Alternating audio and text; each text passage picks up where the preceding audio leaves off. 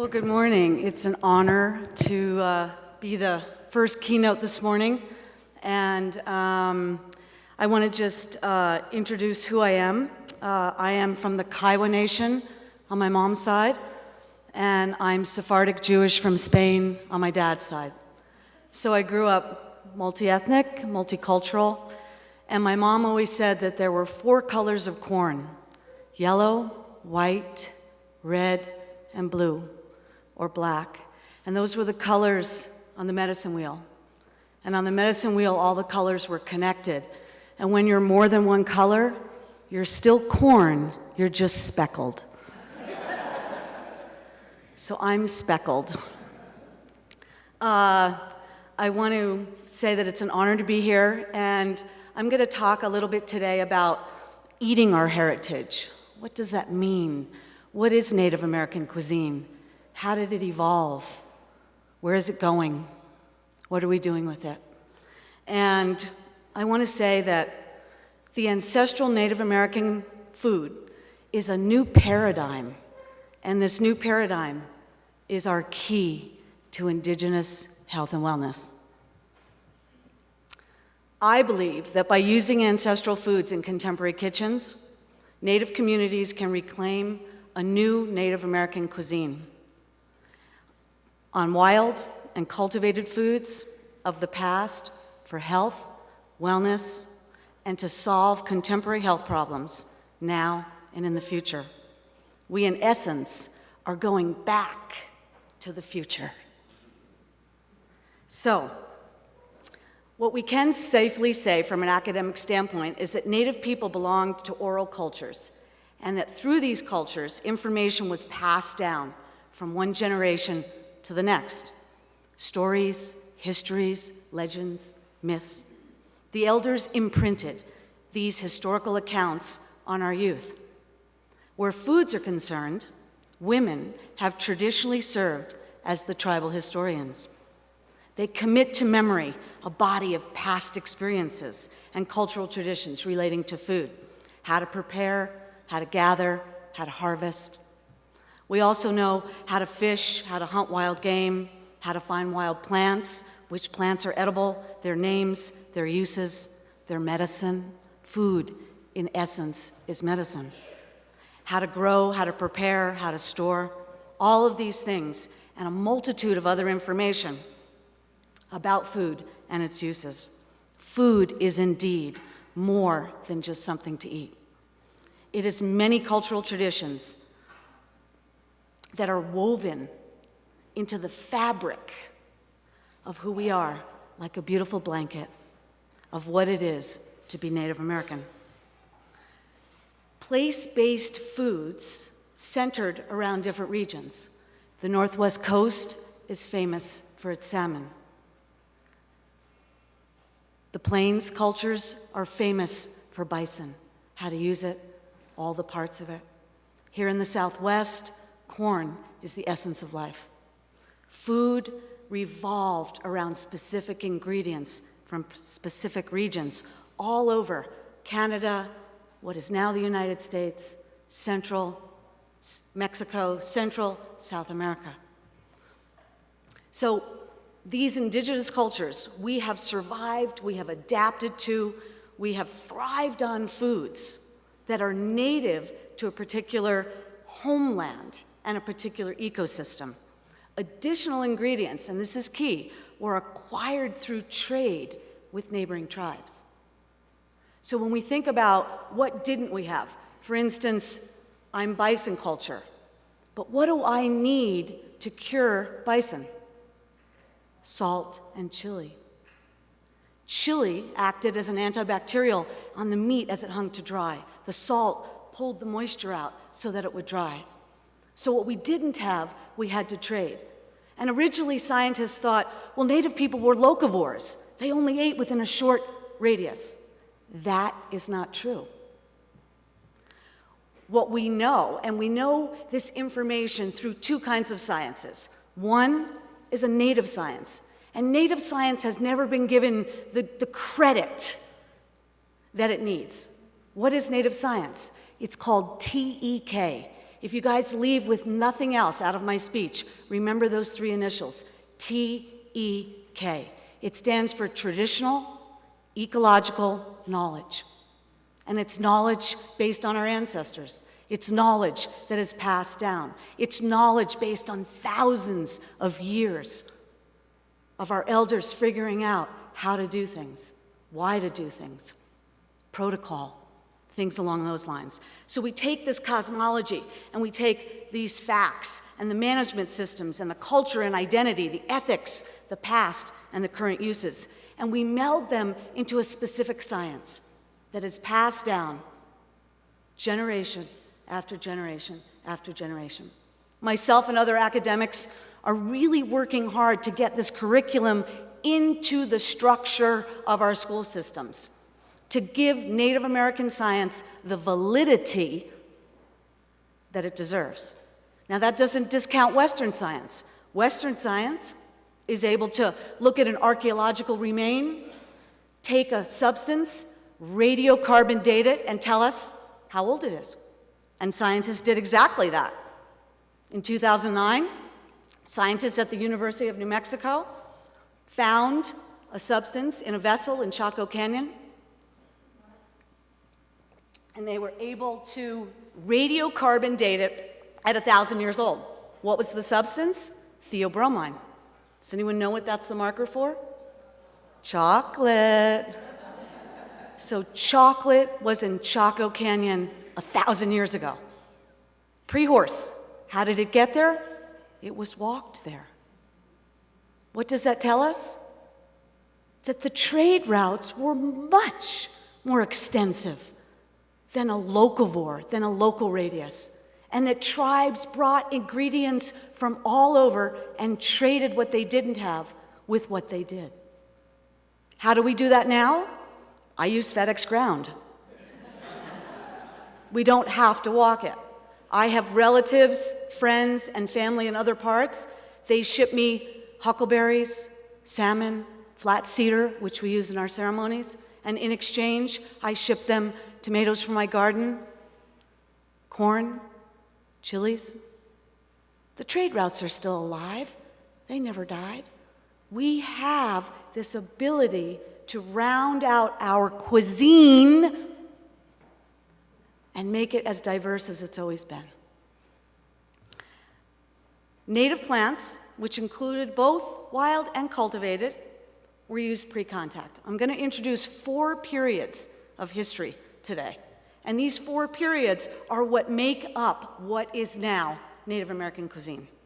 Traditional foods, so the first one is the pre-contact period. From about 10,000 years ago up until first contact, not with each other, because we know that Native people traded and traded extensively, but with Europeans. Pre-contact. The first contact period is the period where foods from Europeans, in this region, specifically the Spanish, were introduced. And academically, while I was doing my doctoral research, I was told that, for instance, sheep were not indigenous to Navajo people. You ever try and tell a grandma or a young Navajo child, sheep's not traditional to you? Absolutely. Is the Italian traditional to the Italians? It is now. Is the potato indigenous to the English and the Irish? What's fish and chips? But these foods didn't originate in those areas. They were introduced, but nonetheless woven into the fabric of who these cultures are and now a part of the traditional cuisine. That's number 2, first contact foods. The third one, and this is probably the most unpleasant, and I really agonized about how much should I tell you about this unpleasant history, but I think we need to know it, we need to document it, we need to understand it, and we need to move forward from it. And that's the commodity food period, the forming of reservations, the introduction of the government on foods that were completely non-native. And the fourth, which is the most exciting, is the new Native American cuisine. We're in it. We're defining it. Native scholars, Native chefs, Native gardeners, Native farmers are standing up for the first time in history and in their own words, telling the rest of the world what it is. It's new. but it's new based on the past. So let's take a look at these categories. This new cuisine that we're going to talk about has contemporary elements, and it combines culinary techniques, presentation, flavors, elements from the ancestral past. Native American chefs and cooks who are using these ingredients from this fourth category are working to keep vital, alive, in some instances, reinvigorate, restore, and disseminate foods and indigenous knowledge that is in danger of being lost to future generations. We're working, we've dedicated our lives. I look around this room and I see tons of people where this is our mission. This is what we do. This is how we do it. So what is the ancestral diet? What is the original Native American cuisine? Anyone? It is the Three Sisters. That's a part of it. It's the cultivars. Corn, beans, squash, chilies, tomatoes, potatoes, cacao, vanilla, cassava. The cultivars. It's all the wild foods. It's all the wild meats. It's the fruits. It's the plants. It's medicine. It's all of those things. And I teach at IAIA, and I do required Indigenous science class. And when I ask my students, because they're from all over, the list is enormous, guys. And for anyone to say that Native people didn't have a cuisine doesn't really understand the French word cuisine. What does it mean? Regional foods that are used on a regular and seasonal basis. Hello. Yeah, absolutely. So these ancestral foods, these pre-contact foods, very important, very diverse, very traded, a big part of Native American cuisine. And we know how extensive these trade routes were. So the second one, salt, I just want to bring up salt because salt has always been prized and honored. And here in New Mexico, we have the Zuni Salt Lakes. And the Zuni tribe was and is the keeper of those salt lakes. It's harvested and processed the way it's been for millennia. We also have all the salt lakes in Utah that were traditionally kept by the Ute tribes and traded in those regions. And so salt was prized. Tribes that were along the coast could use seawater, dry that for their salt, but salt was prized because it's very important in the flavor enhancements and the curing of food.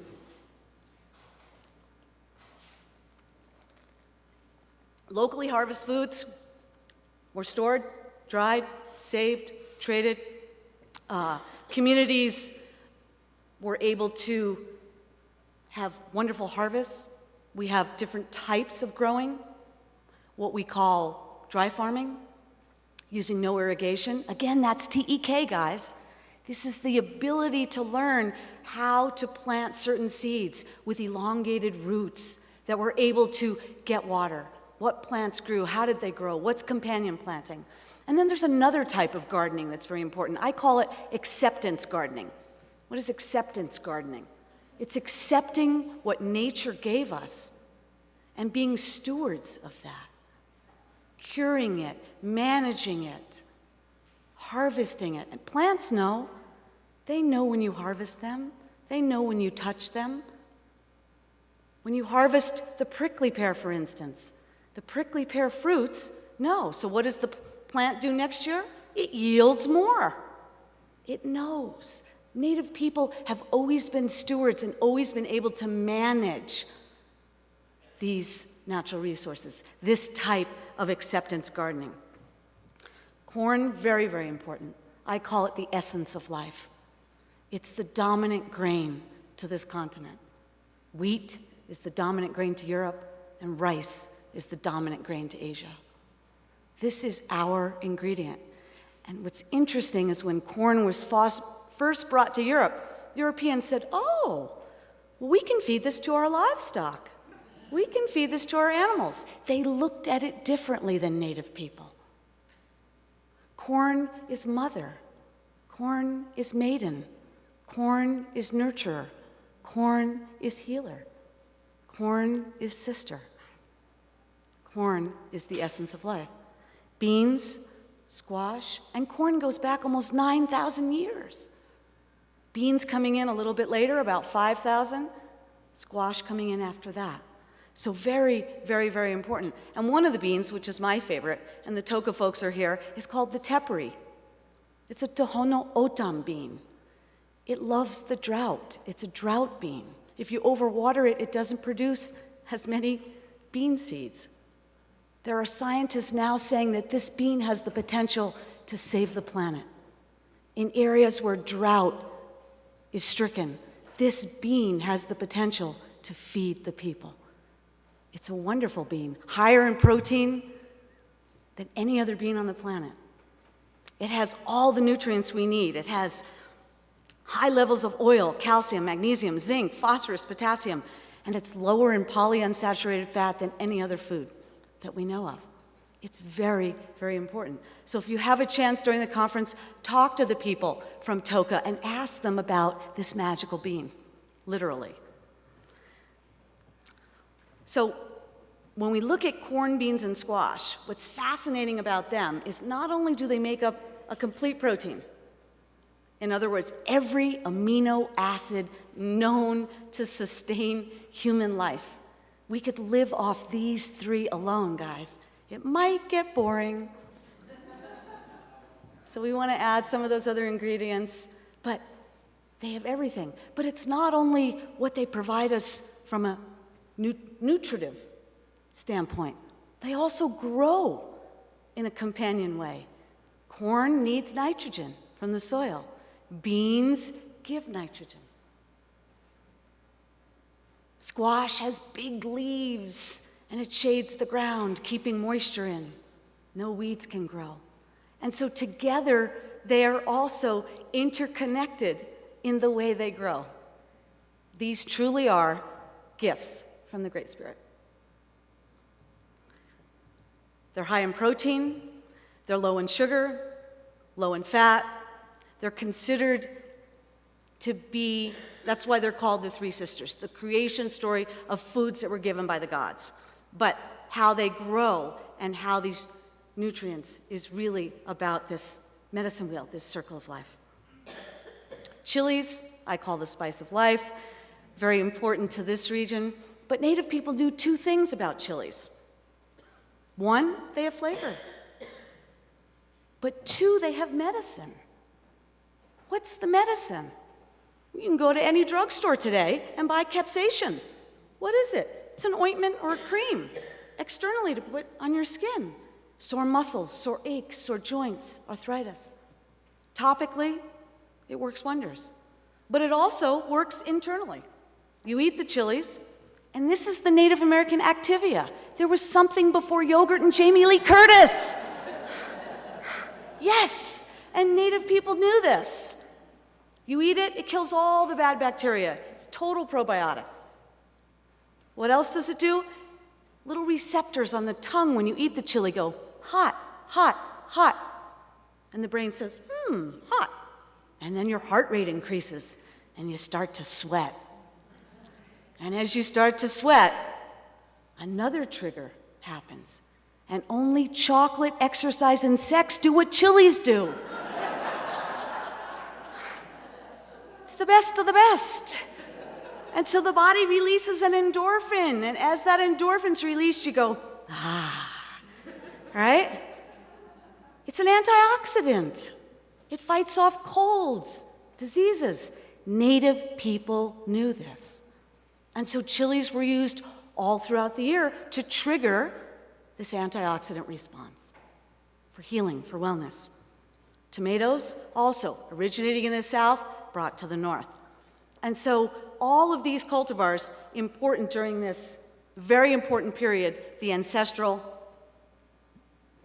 pre-contact period. But we can't only talk about the cultivars, wild foods. And I think one of the most prized and underrated wild foods is the mesquite. It has tap roots that can go down 190 feet. It knows how to take water from the surface. It knows how to live. It's a legume, so it fixes nitrogen to the soil. And we have tons of ranchers saying, oh, pesty, pesty, pesty, let's eradicate it. But the bean, the sacred bean, can be ground into a flour and is the perfect food for diabetics. It's nutty, it's delicious, and it regulates blood sugar. So very, very important, and underrated and underappreciated. I think one of my other ones that's a favorite is purslane, called verdolaga in Spanish.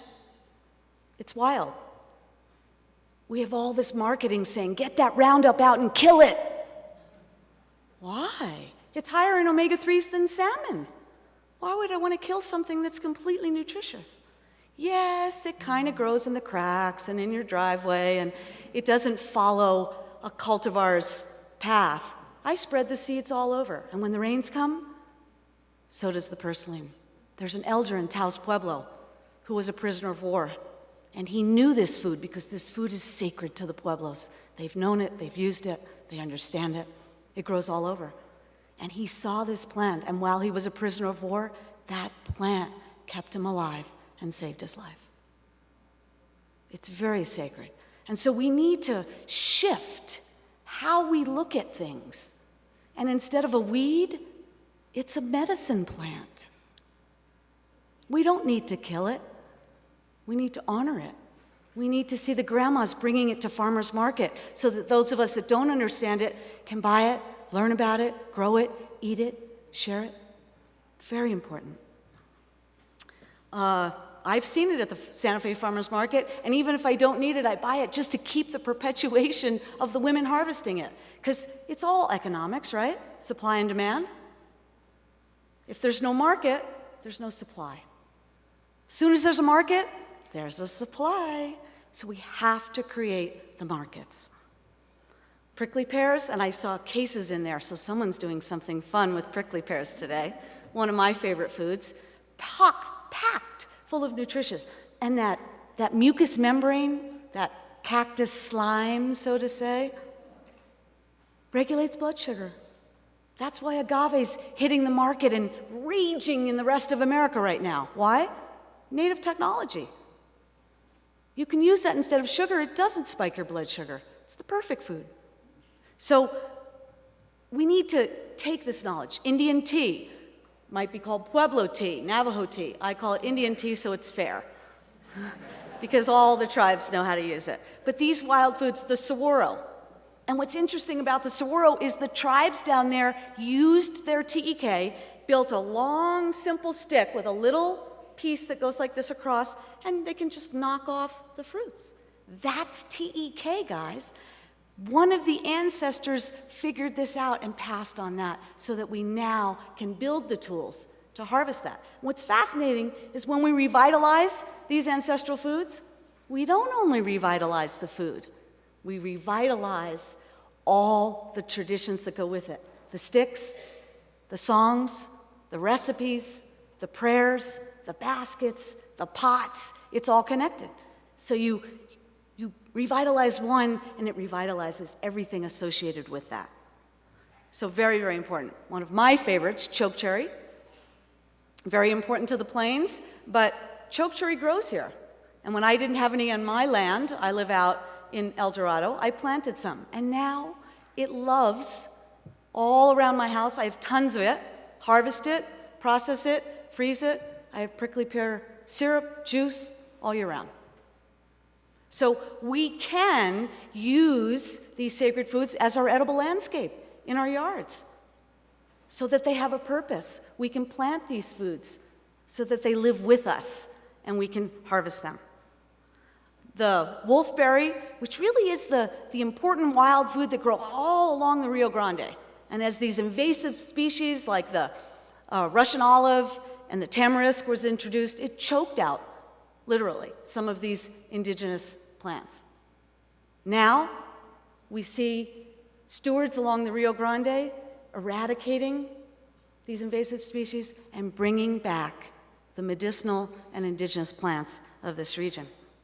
So, very, very important. And as we move forward to the second category, what we see is that big changes. 1491 was a much different year than 1492, which was a much different year than 1493. What was happening? And here, it's so interesting because academically we celebrate this holiday, the discovery of America by Columbus. Well, You guys. If we wanted to say an accidental stumbling upon, I could go for that. But a celebration of a discovery, he was lost. Made a wrong turn, you know? And it wasn't a pretty picture either. The Queen built him a beautiful fleet of ships, and if he went back and told the truth, what would have happened? Imprisonment, beheading, didn't look very good. So he manipulated the truth, he lied. And he went back to the Queen. What was he in search of? Prized spice, pepper. Pepper is a seed of a subtropical tree, green, white, pink, and black. So he went back to the Queen and he said, well, I found you a new pepper. And the Queen said, really? Can we make money? Oh, yeah. And so the chili is called a chili pepper, not a pepper at all, because of that lie, that manipulation. So the Queen said, well, go back. And it was on the second voyage that corn, beans, squash, more chilies, tomatoes, potatoes, cacao, vanilla were brought to Europe.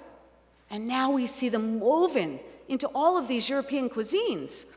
Belgian chocolate, Irish potatoes, Italian tomatoes. Those were gifts from the native people. Chili is an indigenous word. It means a pungent fruit that ripens with flavor. It's not a pepper, but we can't change the mistake. It's done. And when foods went to Europe, European foods came here, changing the indigenous diet. What came here? Well, my students always first say disease. Yes. But when we do food classes, I usually say, okay, that's a separate class, because yes, disease came, absolutely. But we don't eat that, so we're going to focus on what foods came. Wheat and wine grapes, and they were brought originally for the sacrament. They were coveted in this region by the bishops that performed the Catholic ceremonies. And until they were able to be established, they were used only for those religious purposes. They brought pork, beef, sheep, horse, guns, made hunting change, all the delicious northern New Mexico apples we now have, the stone fruits, the quince, and other foods came later. And so the Spanish entering this region changed the traditional native way and altered ancestral food history that would never be the same again, ever. Pueblo villages and tribal communities throughout New Mexico and Arizona were altered with the introduction of new foods, but also a new religion and a new way of being in the world. And so this first contact period was very changing. These foods were introduced. The diet change after this encounter went from mostly eating plants. Think about it. I'm a hunter, I go out, I get a bison, you're my community, I bring that one bison back. Can I bring it to my teepee and eat it myself? No. We're tribal, we're communal. I share it. How much meat do we really eat? We're on foot. Little. Rabbits run away, deer run away, elk run away, bison run away. Mostly plants, nuts, seeds, grasses. So with the introduction of a cow that stands there, from an animal that runs away, the diet changed. More meat, right? Yeah, sheep, much easier to butcher something that doesn't run. And then there was more of it. So we started to see this change from a plant-based, mostly plant-based, to much more meat. And dairy. Native people didn't eat dairy. You can't milk a wild buffalo. You can try. And there's that cartoonist in the local paper, and I'm waiting for him to do the cartoon of the native person walking up to the buffalo to milk it. I have to make cheese. And the buffalo turning around going, in your wildest dreams. No dairy byproducts. So butter, cheese, milk. And I'm lactose intolerant. If I'm going to suffer, it better be good. It's definitely not for a pint of milk. We still have some communities where the government's issuing milk powder, so instead of eating it, because what happens when you're lactose intolerant? You bloat and you have gas, it's not fun, right? So they use it for their soccer fields. So the US government distributes it, and they use it to paint the white lines. Perfect. Why eat it if it makes you sick? Might as well use it. We can use it baseball fields, soccer fields. So the government's still issuing it. They obviously didn't consult anthropologists, right? Or native people, because they could have said, look, this is not a good food to introduce here, but that's okay. So we still see it. So the Spanish also brought other foods north. So more of what was here, prickly pears, additional types of chilies, tomatoes, potatoes, epazote, which is the Native American beano, for those of you that don't know that. And so these foods began to get literally woven or fused, and that's why I love the name of this conference, fused into the ancestral diet. 500 years after its introduction, is it native? Yes, but it's native first contact, okay? And what's really interesting is New Mexican historian Juan Esteban Arellano explains that it wasn't only the Spanish, that there were less obvious influences during this period that came to the region. So there was Spanish, Persian, Arabic, Moorish, Greco-Roman, Mayan, and Aztec. And that these are also embedded, literally embedded, into every southwestern garden and kitchen. So the term like Spanish, Indian, really isn't completely accurate because there are those other influences that are also woven into who we are, what we are. And so they don't necessarily capture the origins of all the foods that we find today on a traditional Southwest table. And the word traditional is interesting because what does tradition mean? Did you guys ever hear the ham story? So grandma cuts the ham in half every Easter. Her daughter says, oh, grandma, we cut the ham in half, so she does it. Mom passes it on to her daughter. She does it. Finally, there's 4 generations in the kitchen, and the great-granddaughter says to great-grandma, why do we cut the ham in half? And great-grandma says, well, my pan was too small. That's the tradition. So tradition doesn't necessarily mean cultural. It can mean necessity. So traditional for me is a problematic word. Ancestral connotates before contact, first contact. Traditional, interesting because we really need to state what are the biases and what are the definitions of that. What is that tradition and where did it originate and how long has it been here? So think about that in terms of what it is. So we see all these foods being introduced, woven together. We see the Navajo churro sheep, definitely a part of that culture. We see pork in many stews on Pueblo tables today, right, at feast days. We see these foods woven into the pre-contact, first contact period. And then the forming of reservations. We see I call this third period the government issue food or commodity food period. This is the most detrimental. This is where we started to have problems. In 1803, opening of the western frontier, Louisiana Purchase, it encouraged many people to move into the West.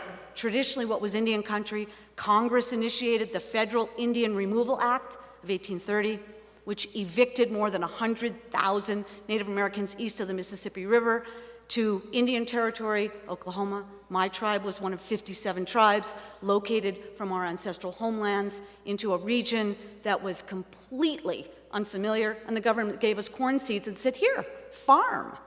I'm bison culture. Farm what? That takes a generation. That takes time to learn that, to figure that out. So we start to see that things are being disrupted, the loss of land, devastating. In the Southwest, the Dene were forced to leave their homelands and were consolidated onto a reservation. All nomadic tribes north of the new border with Mexico were settled onto reservations. In 1864, Captain John Thompson and Kit Carson destroyed countless crops, wasting thousands of pounds of food, including 4,000 Navajo peach trees in Canyon du Chelly. On their way to what was formerly Fort Defiance, and after overtaking Barboncito, the leader of the Deschey Navajos, who finally surrendered, Their sheep were slaughtered, their crops were burned, their orchards were cut down. The majority of the Navajo people finally surrendered and accepted deportation to the Bosque Redondo Reservation at Fort Sumner in southeastern New Mexico. Approximately 8,300 Navajos who surrendered were forced to walk. This 350-mile walk is called the Long Walk of the Navajo people. During 4 years of internment, there was not enough land to cultivate, too little grass for grazing sheep, and inadequate government rations. By 1868, the Indians at Fort Sumner were completely dependent on rations for sustenance. In one of the few such instances in U.S. history, the federal government relocated a tribe back to its traditional boundaries, freeing approximately 7,300 survivors to return to what now makes up the Navajo Reservation. Other tribes, such as Mescalero Apache, Jicarilla, Chiricahua, Membreno Apache in New Mexico, Acmil Otam, Western Apache, Cocopah, Hualapai, Havasupai, Yavapai, Hopi, Maricopa, Mojave, Southern Paiute, Tohono Otam, Yaqui, and Yuma, and the 7 bands of the Ute were all concentrated onto reservations, losing portions of their ancestral homeland, their hunting grounds, and in many cases, their primary sources of both wild and cultivated foods. This period was devastating. So what happened? And many of the Puebloans were able to stay on their ancestral homeland, but those homelands shrunk. It went from vast to smaller reservations. And what we started to see that eventually all of the 19 remaining pueblos of New Mexico, Acoma, Cochiti, Isleta, Jemez, Laguna, Nambe, Okeowinge, Picaris, Powaki, Sandia, San Felipe, San Ildefonso, Santa Ana, Santa Clara, Kewa, Taos, Tasuki, Zia, and Zuni became federally recognized Indian reservations. Government-based food rations to relocated tribes included beans, if you were lucky, lard, flour, coffee, sugar, that was distributed twice a month. Now, from a culinary standpoint, what do you do with these foods? Native cooks, our elders, were very creative. They were able to make fry bread. On top of that fry bread, they were able to put ingredients that were issued with ingredients that they knew and make the iconic Indian taco. This is a pan-Indian food that every tribe knows how to make. We might make it differently, we might have different versions of it, but it is iconic. Is it native? We can call it native, but it's native government issue, right? It's from that period. And it is this period that is the most detrimental, that we saw the most devastating effects. So when we think about this new food, some people, instead of the movies that came out, they're like pro-fry bread. Now we see fry bread with the red circle and the line through it. It's the food of the resistance. It's the food of, we don't want any more government rations. We want to reclaim our ancestral and our first contact foods, and we want to be healthy doing it. We started to see dishes from all of this. So the new native cuisine actually takes and developed because of the role food plays in cultural identity and in connection to place. Food represents who people are. Chefs and cooks are of the places they are from, and the places of chefs and cooks are intertwined with the foodscapes, like a landscape, that they create. Food is performative, and the senses, the way we interpret this, are the stage on which this new Native American cuisine is presented. The landscape, then, is a culmination of not only the land, but the sounds into a soundscape, the foods into a foodscape, and the way the body interprets these foods into a bodyscape. How we interpret foods is different. You and you and you and you and you is different. If you didn't grow up with a grandma that made apple pie, then that's not a comfort food. What's a comfort food for me? On my mom's side, it's hominy corn. On my dad's side, it's matzo balls. Different. different comfort foods. So we all have that. And what's fascinating is that these scapes, they're imagined, they're held, they're remembered, they're voiced, they're lived. They're alive. We're not in a museum. It's living. It's evolving. We're creating it. So these expressions are tied not only to place and place memories, but also to our identity. Foods, and all of these foods, so when we combine the ancestral foods with the two periods, we make up this food. And how we define this food is where we are. This is the new native food. We have a long history, we have ancestral ingredients, we have new ingredients being added to this. The fine distinctions from increasingly specific locales become what I want to use the French word terroir, the flavor of the land of Native American cuisine. So, what do we do? How do we do this? There's a movement, guys. We're here. It's the Native American food movement. How do we make it work? We need land restoration. We need heirloom seed saving. We need traditional farming practices. We need cooking and nutrition classes on traditional foods. We need the revitalization of cultural, spiritual, and physical connections between the environment and community for health and wellness. And there are success stories all over the Southwest. Communities are doing this, doing it successfully, planting, reclaiming water. I make my students go to Tasuki farms and dig and huff and puff and plant and harvest and then cook for 15 weeks in the science lab where they just have burners. We do have a refrigerator, though, I was told last night now. Didn't have that. And we see creatively the explosion of this. We see this education of reclaiming ancestral foods, revitalizing cooking techniques and recipes, educating our children, our teens, our college students. We see well-rounded culinary professionals for the first time where Native people have the same culinary techniques as their European counterparts. We have gaming all over. Where are the Native chefs? First, we have to send them to culinary school. We need scholarships. We need programs. Educate these Native people, get them into these resorts, and let them perform and serve foods that are indigenous from that region. If you go to the Grand Canyon, why would you want to eat a Maryland crab cake? Go to Maryland to eat a Maryland crab cake. When we go to the Grand Canyon, what do we want to see? Locally raised lamb, bison, piki, corn, foods of that landscape. So we see that. And how do we do this? How do we do this? Well, I'm going to introduce one last term, and it's called an indigenous partnership. What is an indigenous partnership?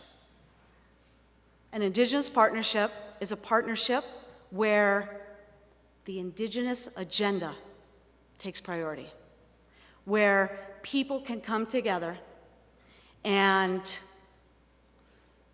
have short and long-term reciprocal alliances between indigenous groups, Native American tribes, communities, organizations, other ethnic and Euro-American groups, organizations, institutions, and individuals where the indigenous agenda takes priority. We can't do it alone.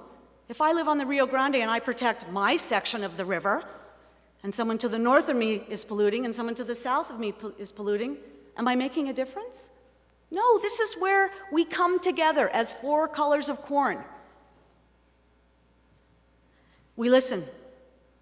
We acknowledge that there is knowledge, that every partner, every person at the table has a voice.